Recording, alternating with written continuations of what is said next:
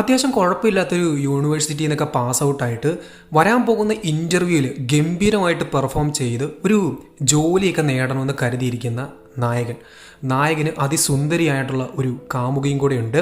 ഈ ഒരു ജോലി നേടിക്കൊണ്ട് തൻ്റെ അമ്മയെയും അതുപോലെ തന്നെ കാമുകിയെയൊക്കെ നോക്കി നല്ലൊരു ലൈഫ് മുൻപോട്ട് കൊണ്ടുപോകണമെന്നാണ് നായകൻ്റെ ആഗ്രഹം.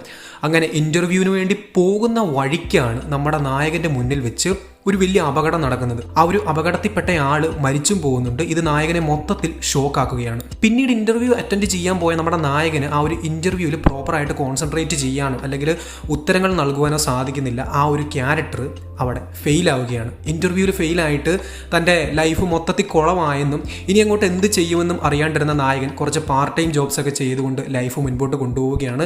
വളരെ കഷ്ടപ്പെടുന്നുണ്ട്. കുറച്ചധികം ഇന്റർവ്യൂസിലൊക്കെ പങ്കെടുക്കാൻ നോക്കുന്നുണ്ട്. പക്ഷേ ഒന്നിനും സെലക്ട് ആവുന്നില്ല. അങ്ങനെ കഷ്ടപ്പെട്ടൊരു ഇന്റർവ്യൂവിൽ കയറി പറ്റിയെങ്കിൽ കൂടെ അതും റിജക്റ്റ് ആവുകയാണ്. അദ്ദേഹത്തിൻ്റെ വീട് അദ്ദേഹത്തിന് നഷ്ടമാവുകയാണ്. കാമുകിയായിട്ടുള്ള പ്രണയവും പ്രോപ്പറായിട്ട് വർക്കൗട്ട് ആക്കാൻ സാധിക്കുന്നില്ല. അങ്ങനെ ജീവിതത്തിൽ വലിയൊരു തോൽവിയായിട്ട് മാറി. ഇനി അങ്ങോട്ടൊരു മുൻപോട്ട് പോക്കില്ല എന്ന് മനസ്സിലാക്കിയ നായകൻ വലിയൊരു കെട്ടിടത്തിൻ്റെ മണ്ടയിൽ നിന്നെടുത്ത് താവട്ടി ചാടി ചാവുകയാണ്. സൂയിസൈഡ് ചെയ്യുകയാണ്. എൻ്റെ ഈ ക്യാരക്ടർ എല്ലാം കഴിഞ്ഞു, തൻ്റെ വേദനകളെല്ലാം തീർന്നു, ഇനി ഒന്നുമില്ല എന്ന് കരുതി കണ്ണ് തുറന്ന് എണീക്കുന്നത് സാക്ഷാൽ ഡെത്തിൻ്റെ, അതായത് മരണത്തിൻ്റെ മുന്നിലേക്കാണ്. തന്നെ കളിയാക്കിയ, അതായത് ഒരു സൂയിസൈഡിലൂടെ തന്നെ കളിയാക്കിയ ഈ ഒരു നായകനിട്ട് ഒരു പണി കൊടുക്കുവാൻ ഡെത്ത് തീരുമാനിക്കുകയാണ്. ഡെത്ത് കൊടുത്ത പണി നല്ല ഗംഭീര ഐറ്റമാണ്. അതായത് ഇനി അങ്ങോട്ട് നമ്മുടെ നായകന് 12 ആൾക്കാരിലൂടെ ഉടനെ തന്നെ മരിക്കാൻ പോകുന്ന 12 മനുഷ്യരുടെ ജീവിതത്തിലൂടെ കടന്നു പോകണം. അവരുടെ ബോഡിയിലേക്ക് കയറി ആ ക്യാരക്ടേഴ്സിൻ്റെ മരണത്തിനെ തടഞ്ഞുകൊണ്ട് ഒരു ജീവിതം ജീവിക്കാൻ വേണ്ടി ഡെത്ത് നായകനോട് പറയുകയാണ്. അപ്പോൾ ഈ ഒരു ക്യാരക്ടേഴ്സ് മരിച്ചു കഴിഞ്ഞാൽ, അതായത് ആദ്യത്തെ ആൾ മരിച്ചു കഴിഞ്ഞാൽ നമ്മുടെ നായകൻ അടുത്ത ആളുടെ ബോഡിയിലേക്ക് പ്രവേശിക്കും. അങ്ങനെ ഈ ഒരു 12 ആൾക്കാരുടെ ഭീകരമായിട്ടുള്ള മരണവും ഈ ഒരു നായകന് എക്സാക്ട്ലി അനുഭവിക്കേണ്ടി വരും. അത്തരത്തിലുള്ളൊരു കൊടൂരമായിട്ടുള്ള ശിക്ഷ. കേൾക്കുമ്പോഴത്തേനും ഇത് സിമ്പിളാണെന്ന് കരുതും. പക്ഷേ ആ ആൾക്കാർ അനുഭവിക്കാൻ പോകുന്ന എല്ലാ തരത്തിലുള്ള പെയിൻസും അവരുടെ മെമ്മറീസും എല്ലാ കാര്യങ്ങളും അനുഭവിച്ചുകൊണ്ടായിരിക്കും നമ്മുടെ ഈ ഒരു ക്യാരക്ടർ മുൻപോട്ട് പോകുന്നത്. അത്തരത്തിലുള്ളൊരു പനിഷ്മെൻറ്റ് നമ്മുടെ നായകന് കിട്ടുകയാണ്. അപ്പം ഈ ഒരു സംഭവം, ഈ ഒരു ക്യാരക്ടർ എങ്ങനെയായിരിക്കും ഈ ഒരു സംഭവങ്ങളെയൊക്കെ ഫേസ് ചെയ്യുക, അദ്ദേഹത്തിന് പ്രോപ്പറായിട്ട് ജീവിക്കുവാൻ സാധിക്കുമോ, അല്ലെങ്കിൽ വരാൻ പോകുന്ന മരണങ്ങളെ അദ്ദേഹം എങ്ങനെ ഫേസ് ചെയ്യും, ഈ ഒരു ആൾക്കാരുടെ ലൈഫിലൂടെ അദ്ദേഹം എങ്ങനെ കടന്നു പോകും എന്നൊക്കെ കാണിച്ചു തന്നുകൊണ്ട് കണ്ടിരിക്കുന്ന പ്രേക്ഷകൻ്റെ കിളി പറത്തുന്ന ഒരുപാട് മാരക ട്വിസ്റ്റുകളുള്ള ഒരു ഗംഭീര ഷോ, ഒരു ഗംഭീര ഡ്രാമയാണ് ഡെത്ത് ഗെയിം എന്ന് പറയുന്നത്. നിങ്ങൾക്ക് സ്ക്വിഡ് ഗെയിമോ അല്ലെങ്കിൽ ആലിസ് ഇൻ ബോർഡർലാൻഡോ ഒക്കെ വല്ലാണ്ട് ഇഷ്ടപ്പെട്ടു, ആ കൈൻഡ് ഓഫ് രീതിക്കുള്ള ഗംഭീര സ്റ്റഫ് തപ്പി പോവുകയാണ് എന്നുണ്ടെങ്കിൽ ഈ ഒരു സംഭവം എക്സാക്റ്റ് ഫീൽ തരും. അമ്മാതിരി ഐറ്റമാണ്. കാരണം വളരെ ഇൻട്രസ്റ്റിംഗ് ആയിട്ടുള്ള ഒരു പ്ലോട്ടുണ്ട്. ആ ഒരു ഇൻട്രസ്റ്റിംഗ് ആയിട്ടുള്ള പ്ലോട്ടിനെ തുടക്കം തൊട്ട് 1ാമത്തെ എപ്പിസോഡ് തൊട്ട് 8ാമത്തെ എപ്പിസോഡ് വരെ വളരെ ഗംഭീരമായിട്ട് മെയിൻറ്റെയിൻ ചെയ്തുകൊണ്ട് പോകുവാൻ സാധിക്കുന്നുണ്ട്.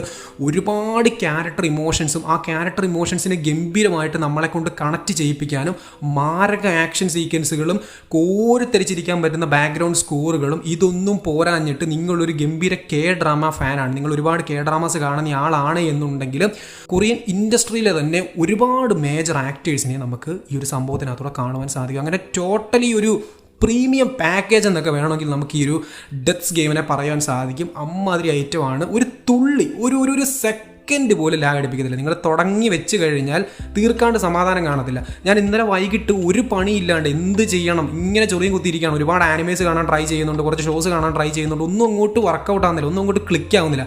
അങ്ങനെ ഇരിക്കെ പ്രൈമിലൂടെ ഇങ്ങനെ പോണ സമയത്താണ് ഞാൻ ആക്ച്വലി ഒരു ഡെത്ത് ഗെയിം കാണുന്നത്. സംഭവം ചുമ്മാ ഒന്ന് സ്റ്റാർട്ട് ചെയ്തു ആൻഡ് പിന്നെ നിർത്തിയത് കൊച്ചു വെളുപ്പാങ്കാലത്ത് ഈ ഒരു സംഭവം, അതായത് 8ാമത്തെ എപ്പിസോഡും കണ്ടു തീർത്തിട്ടാണ്. കാരണം അത്രയും എൻഗേജ്ഡായി, ഇത്രയും ഫോക്കസ്ഡ് ആയിട്ട് നമ്മളെ കാണുവാൻ പ്രേരിപ്പിക്കുന്ന കൈൻഡ് ഓഫ് ഒരു കണ്ടന്റ് ഇതിനകത്തുണ്ട്. ഒരുപാട് പ്ലോട്ട് ട്വിസ്റ്റുകളുണ്ട്. അതായത് നമ്മൾ ഇതിൻ്റെ സ്റ്റോറി ഇങ്ങനെയൊക്കെ ആയിരിക്കും പോകുന്നതെന്ന് എക്സ്പെക്ട് ചെയ്യും, അതുപോലെ തന്നെ പ്രെഡിക്റ്റ് ചെയ്യും. പക്ഷേ അങ്ങനൊന്നും അല്ല. നമ്മൾ എന്ത് പ്രെഡിക്റ്റ് ചെയ്യുന്നു നേരെ വിപരീതമായിട്ടുള്ള ഒരുപാട് കാര്യങ്ങൾ നടക്കും. നമ്മുടെ ഇങ്ങനെ പൊളിഞ്ഞിരിക്കുന്നത്, അതായത് എൻ്റെ പൊന്നു മോനെ എന്നൊക്കെ പറഞ്ഞിരിക്കുന്ന രീതിക്കുള്ള ഒരുപാട് പ്ലോട്ട് ട്വിസ്റ്റുകൾ ഈ ഒരു സംഭവത്തിനകത്ത് വന്നു പോകുന്നുണ്ട്.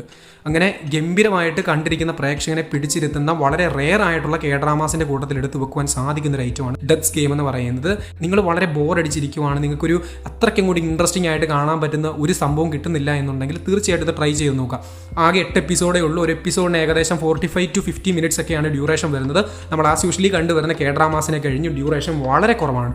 അതുപോലെ തന്നെ നിങ്ങൾക്ക് സൂയിസൈഡ് തോട്ട്സ് ഒക്കെ വരുന്നുണ്ട് എന്നുണ്ടെങ്കിൽ, അല്ലെങ്കിൽ നിങ്ങളുടെ ഫ്രണ്ട്സിനൊക്കെ സൂയിസൈഡ് തോട്ട്സ് വരുന്നുണ്ട് വരുന്നുണ്ട്, അങ്ങനത്തെ കൈൻഡ് ഓഫ് കാര്യങ്ങളൊക്കെ വരുന്നുണ്ട് എന്നുണ്ടെങ്കിൽ ഈ ഒരു സംഭവം തീർച്ചയായിട്ടും ട്രൈ ചെയ്യുക. കാരണം നിങ്ങളുടെ ലൈഫിലെ പെർസ്പെക്റ്റീവിനെ തന്നെ ചേഞ്ച് ചെയ്യാൻ സാധിക്കുന്ന ഒരുപാട് കാര്യങ്ങൾ ഇതിനകത്ത് നടക്കുന്നുണ്ട്.